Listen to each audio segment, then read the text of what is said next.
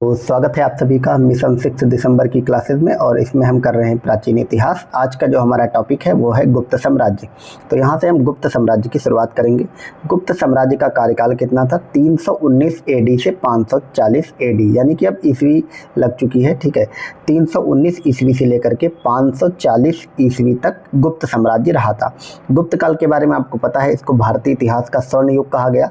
तो स्वर्ण युग ये किस अर्थों में था, इसको भी हम आगे चल के देखेंगे। इसको स्वर्ण युग आखिर क्यों कहा जाता है?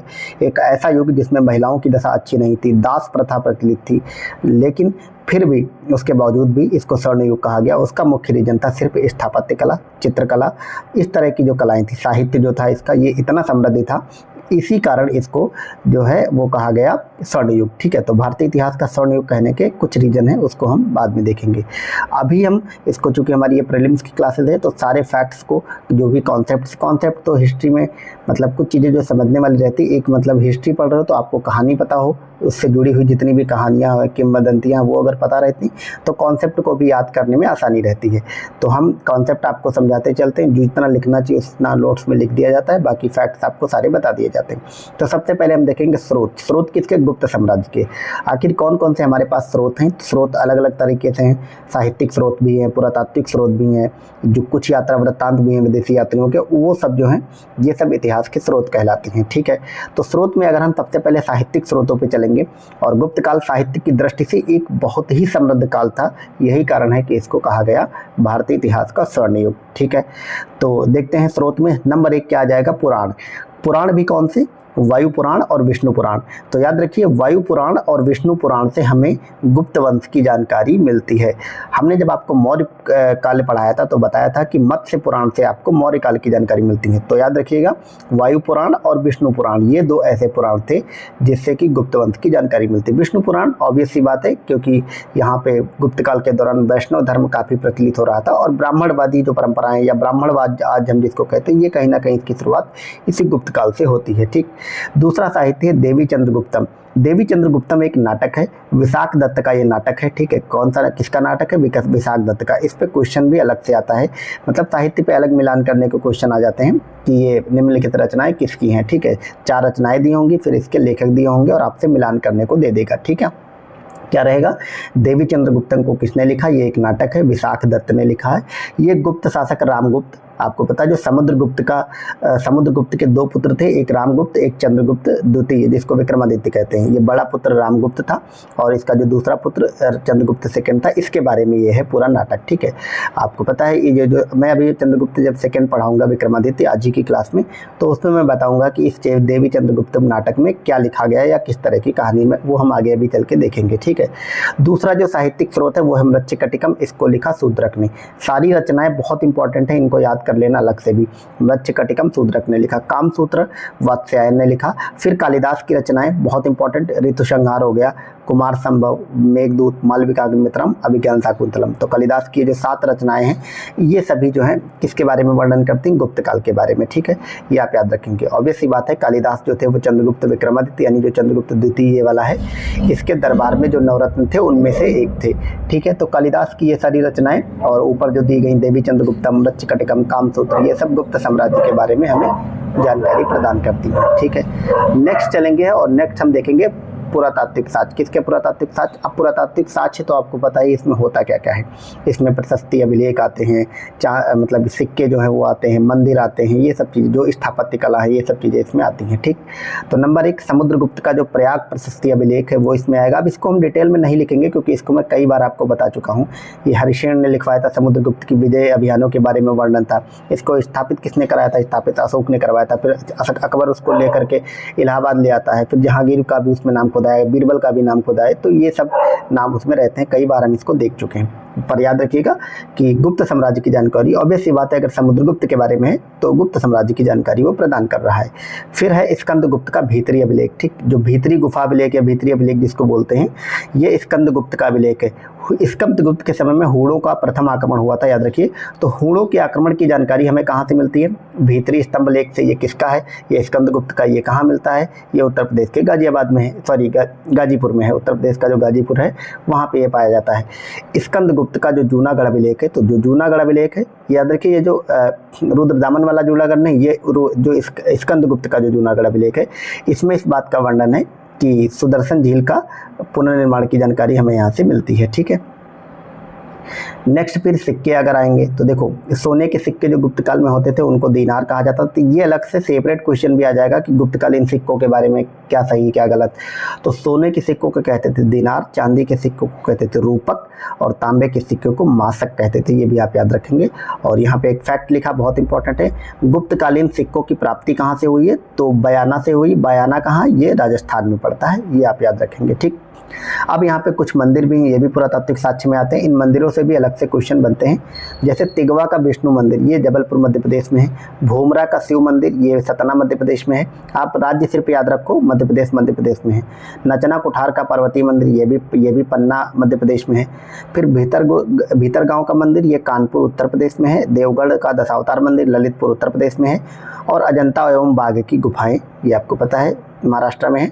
बाघ गुफाएं मध्य प्रदेश में है, अजंता वाली महाराष्ट्र में है। ये सारे आपके पुरातात्विक साक्ष्य हैं जो कि गुप्त साम्राज्य के बारे में आपको जानकारी प्रदान करते हैं। ठीक, नेक्स्ट कुछ विदेशी यात्री हैं, जैसे फायान और वैनसांग का नाम इसमें प्रमुख आता है। तो वैनसांग वैसे तो हर्षवर्धन के काल में आया था। जब हम गुप्तोत्तर काल पढ़ेंगे, गुप्त काल के बाद जब हम वर्धन वंश पढ़ेंगे, हर्षवर्धन को पढ़ेंगे, तब इसके बारे में और डिटेल में देखेंगे।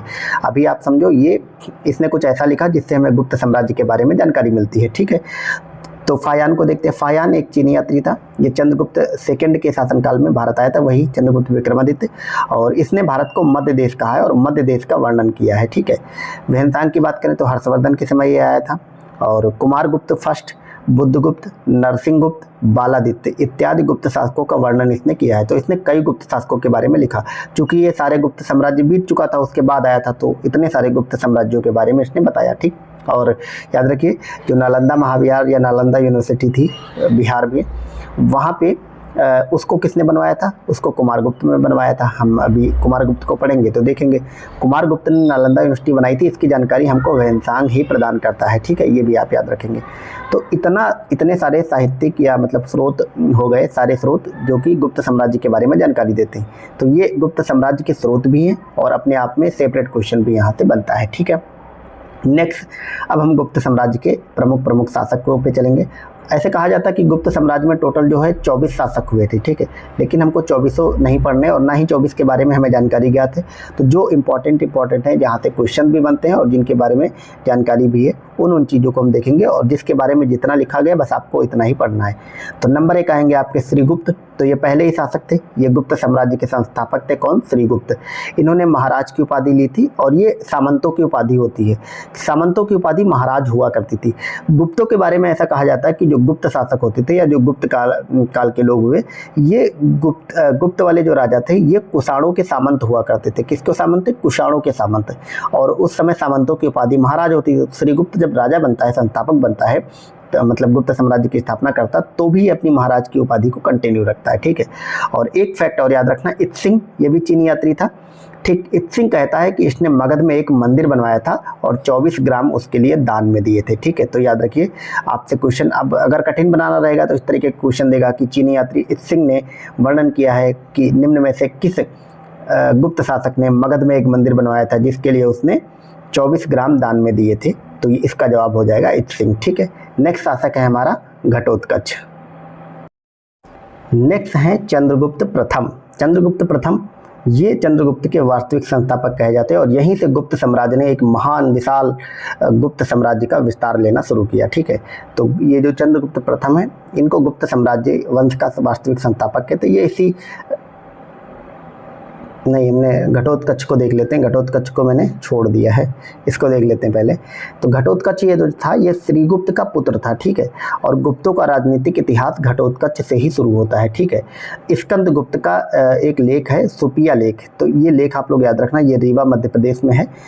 इस रीवा मध्य प्रदेश में जो सुपिया लेख है, या लेख मतलब अभिलेख, ये स्कंदगुप्त का है पहली बात तो। और इसमें एक बात लिखी गई है, यहाँ से गुप्तों का राजनीतिक इतिहास घटोत्कच से शुरू होता है, ऐसा इस लेख में वर्णित है। ठीक है, तो घटोत्कच के बारे में इतना याद रखेंगे और सुपिया लेख के बारे में भी याद रखेंगे।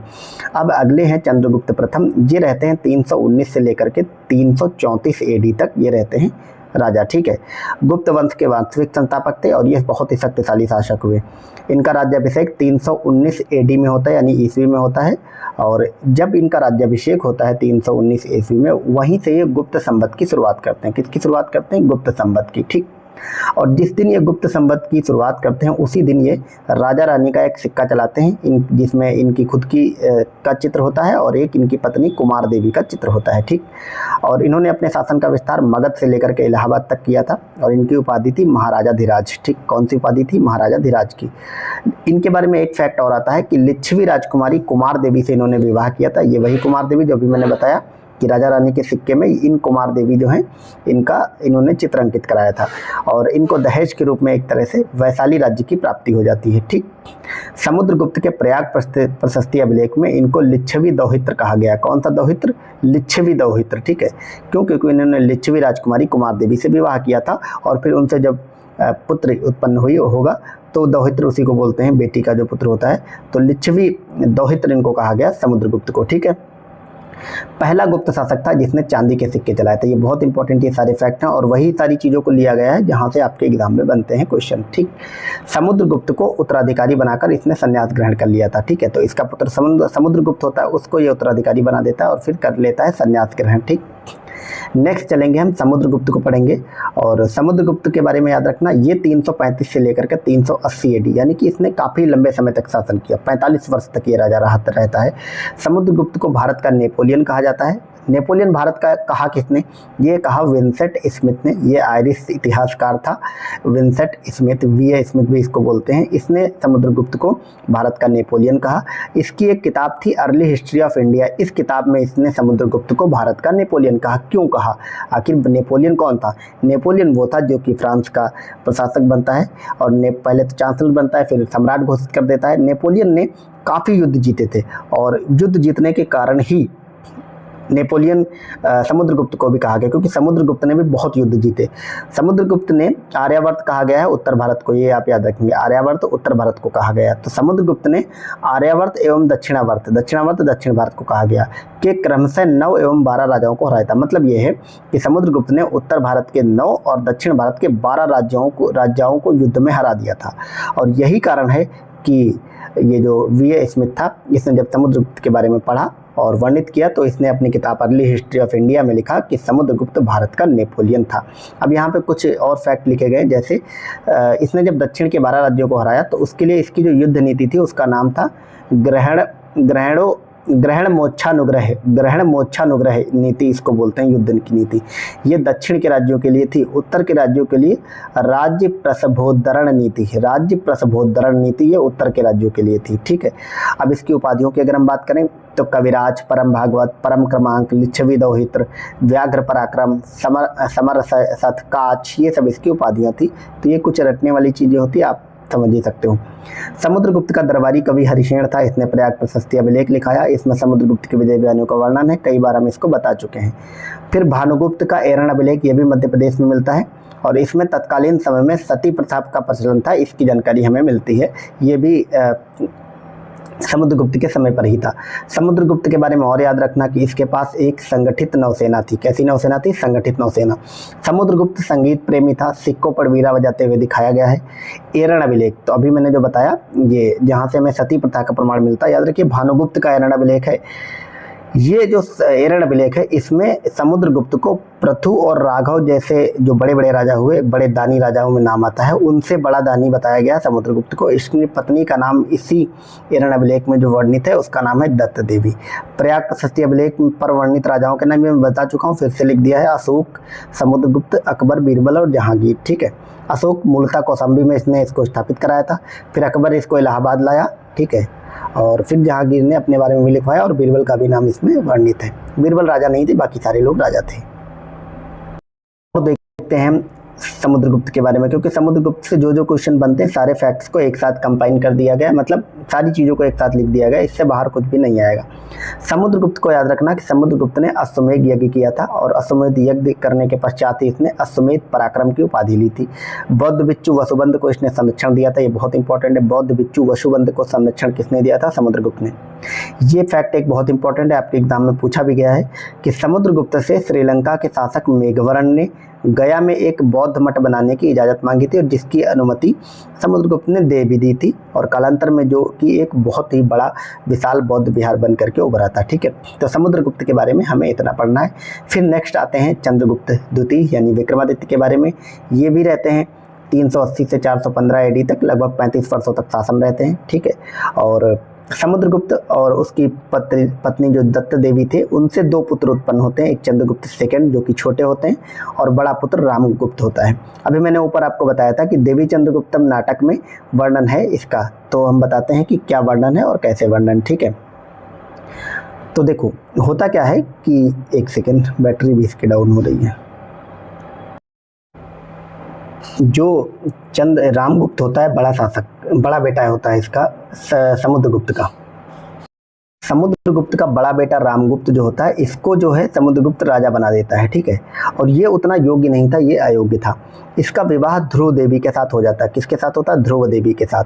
ध्रुव देवी बहुत सुंदर थी और ये कहीं ना कहीं चंद्रगुप्त द्वितीय को चाहती थी कि मतलब वो चाहती कि छोटे बेटे के साथ इसकी जो है विवाह हो, और चंद्रगुप्त द्वितीय भी इसको ही चाहता था। ठीक है, लेकिन जब उसके बड़े भाई से उसकी शादी हो जाती तो वो उसकी भाभी बन जाती है एक तरह से। ठीक, फिर क्या होता है, शक शासक रुद्र थर्ड, इसमें जो लिखा भी गया है, शक शासक जो रुद्र थर्ड है, ये अंतिम शक शासक भी था। मैंने शकों के समय में आपको बताया भी था, ये अंतिम शक शासक था।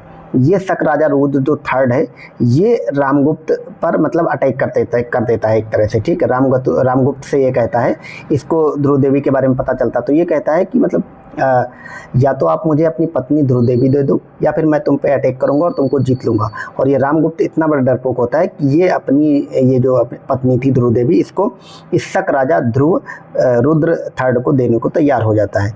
फिर चंद्रगुप्त सेकंड को इस बात का जब पता चलता है तो ये वहाँ से चलता है। ठीक, और ये फिर शक राजा रुद्र थर्ड को पराजित करता है। शक राजा रुद्र थर्ड को जब ये पराजित कर देता है, और उसके बाद न सिर्फ ये शक राजा को पराजित करता है बल्कि ये रामगुप्त की भी हत्या कर देता है और स्वयं शासक बन जाता है, और फिर ये ध्रुव देवी से विवाह भी कर लेता है। यही सारी जो घटनाक्रम है ये देवी चंद्रगुप्तम नाटक में वर्णित किया गया है। ठीक, अब यहाँ पे कुछ चीज़ें लिखी गई उसको आप देखो। जब ये शक राजा रुद्र थर्ड को पराजित करता है, ठीक है, तो ये विक्रमादित्य की उपाधि लेता है। तो विक्रमादित्य की उपाधि ये शकों को पराजित करने के उपरांत लेता है। ये क्वेश्चन भी आया है। विक्रमादित्य का अर्थ होता है, विक्रमादित्य मतलब पराक्रम का सूर्य, आदित्य सूर्य को बोलते हैं। ठीक है, और सकारी की भी इसकी उपाधि पड़ जाती है। सकारी मतलब आरी मतलब होता है दुश्मन, शक मतलब शकों का दुश्मन। और विजय के उपरांत क्या होता है, मालवा क्षेत्र में ये व्याघ्र शैली यानी बाघ शैली के चांदी के सिक्के चलवाता है 33 ग्रेन के। तो ये 3 बातें आप याद रखेंगे शकों को हराने के बाद। ठीक, आगे चलते हैं। अब हम चंद्रगुप्त सेकंड यानी विक्रमादित्य के बारे में कुछ और चीज़ें देखते हैं जहाँ से क्वेश्चन बनते हैं। तो उपाधियों की अगर हम बात करें चंद्रगुप्त द्वितीय की, तो इसने विक्रमांक, परम भागवत और विक्रमादित्य की उपाधि दी थी। परम भागवत लगभग हर गुप्त शासक की उपाधि थी। इसकी 2 राजधानियाँ थी, पाटलिपुत्र और उज्जैन। ठीक है, इसने बहुत बड़ा साम्राज्य किया था। नेक्स्ट आप देखेंगे हम यहाँ पे इसने क्या किया था, अपने साम्राज्य विस्तार के लिए कुछ वैवाहिक संबंध स्थापित करे थे। तो किस तरीके से किया था उसको देखते हैं। इसने अपनी पुत्री प्रभावती गुप्त, इसकी पुत्री थी, इस पे बहुत क्वेश्चन आते हैं। ठीक है, ये इसकी जो पुत्री थी प्रभावती गुप्त, इसने वाकाटक नरेश रुद्र सेकंड से विवाह कर दिया था अपनी पुत्री का, और उसकी मदद से ही इसने शक शासक जो रुद्र थर्ड था उसको पराजित किया था। ये आप याद रखेंगे। फिर एक कदम्ब साम्राज्य था। कदम्ब साम्राज्य के शासक काकुत्स वर्मा की बेटी से इसने अपने पुत्र का विवाह कराया था। तो बस सिर्फ आप इतना याद रखेंगे, काकुत्स वर्मा कदम्ब साम्राज्य का एक शासक था, उसकी जो बेटी थी उससे इसने अपने पुत्र का विवाह कराया था। कदम्ब साम्राज्य के बारे में सिर्फ इतना याद रखेंगे, इसके संस्थापक मयूर शर्मा थे और इसकी राजधानी बनवासी थी। ठीक है, और इधर पुत्री का विवाह किससे किया था, वाकाटक नरेश रुद्र सेकंड से किया था, और इसकी पुत्री का नाम प्रभावती गुप्त था। और इसी वाकाटक नरेश रुद्र सेकंड की मदद से इसने जो शक शासक रुद्र थर्ड था जिसको हराया था। याद रखिए उस समय तक ये जो चंद्रगुप्त द्वितीय था ये राजा नहीं बना था। क्यों? क्योंकि यही पात्र ये रुद्र थर्ड को हराता है और फिर रामगुप्त अपने भाई की हत्या करता है और फिर ये शासक बनता है। ठीक है, मथुरा में कुषाणु को भी इसने हराया था, तो इसके बारे में ये बहुत इंपॉर्टेंट चीज़ें हैं। मथुरा में ये कुषाणु को हराता है। ठीक है, मथुरा अभिलेख याद रखिए, इसके बारे में एक फैक्ट कि पहला अभिलेख है जिसमें तिथि का वर्णन है। तो मथुरा अभिलेख पहला अभिलेख है जिसमें तिथि का वर्णन किया गया है। ठीक है, फिर मेहरौली का जो लौह स्तंभ है ये यही चंद्रगुप्त द्वितीय ने लिखवाया था, तो इसके बारे में याद रखेंगे। मेहरौली का जो लौह स्तंभ है ये यही चंद्रगुप्त द्वितीय लिखवाता है और उसमें अपना नाम चंद्रगुप्त द्वितीय नहीं बल्कि सिर्फ चंद्र नाम से वर्णन मिलता है इसका। ठीक है, और दिल्ली कुतुब मीनार के पास ये स्थित है। मेहरौली नाम ये जो अभी हम पढ़ेंगे वराहमीर की जो हवेली थी, मिहिर की हवेली जिसको बोला जाता था, उससे ये नाम परिवर्तित होकर मेहरौली पड़ गया। ग्रामदान की बात करें तो सांची स्तंभ लेख से इस बात का पता चलता है कि ये भी ग्रामदान इसने दिया था। अब इसके दरबार में हमने ऑलरेडी पढ़ा था कि फाहयान आया था, तो फाहयान ने क्या क्या वर्णन किया था उसको देखते हैं। फाहयान की एक पुस्तक थी फा यो की, ये नाम याद रखेंगे, फाहयान की पुस्तक थी फा यो की। इस पुस्तक में इसने वर्णन किया।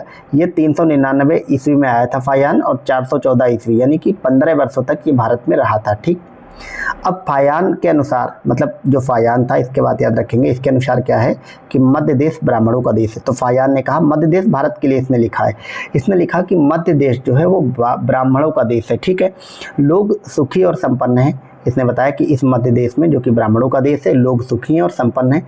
इसमें मृत्युदंड नहीं दिया जाता किसी को, आर्थिक दंड दिया जाता है। इसने यात्रा की, ये संकिसा गया, श्रावस्ती गया, पाटलिपुत्र गया, नालंदा गया, राजगृह, बोध गया, वैशाली और कपिलवस्तु, तो लगभग जितने भी बौद्ध स्थल थे, तीर्थ स्थल, वहाँ पर ये गया। इसके दरबार की बात करें तो इसके दरबार के नवरत्न कौन कौन से थे? किसके? चंद्रगुप्त द्वितीय के। तो इसके दरबार के नवरत्नों के बारे में अभी मैं लास्ट में जब आपको गुप्त साम्राज्य का ओवरऑल ओवरव्यू दे रहा हूँ, मतलब नेक्स्ट जो क्लास आएगी उसमें जब प्रशासनिक व्यवस्था वगैरह कराऊंगा तो उसमें मैं आपको गुप्त साम्राज्य के चंद्रगुप्त द्वितीय के जो जितने भी नवरत्न थे उसकी मैंने ट्रिक भी लिख रखी, तो आपको ट्रिक भी मिल जाएगी, तो आपको याद रहेंगे। ठीक है, तो इसके दरबार के नवरत्न आप याद रखेंगे। कालिदास थे, इनको भारत का शेक्सपियर कहा जाता। रचनाएं मैंने यहाँ पे जानबूझ के जगह छोड़ी है, ऊपर मैंने ऑलरेडी लिख रखी है, तो आप लोग खुद से लिख लेना। वराहमिहिर की बात करें तो वराहमिहिर की रचनाएं याद रखना, यहाँ से क्वेश्चन बनते हैं।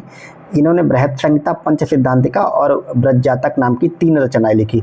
शंकु ये वास्तुकार थे। छपड़क ज्योतिष का कार्य करते थे, ज्योतिषाचार्य थे। अमर सिंह इन्होंने लिखी रचना अमरकोश।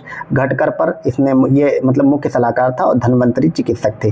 तो 7 हो गए। 8वां वररुचि था और 9वां बेताल भट्ट था। बेताल भट्ट की पुस्तक जादूगर थी, इसी को सिंहासन बत्तीसी भी हम बोलते हैं।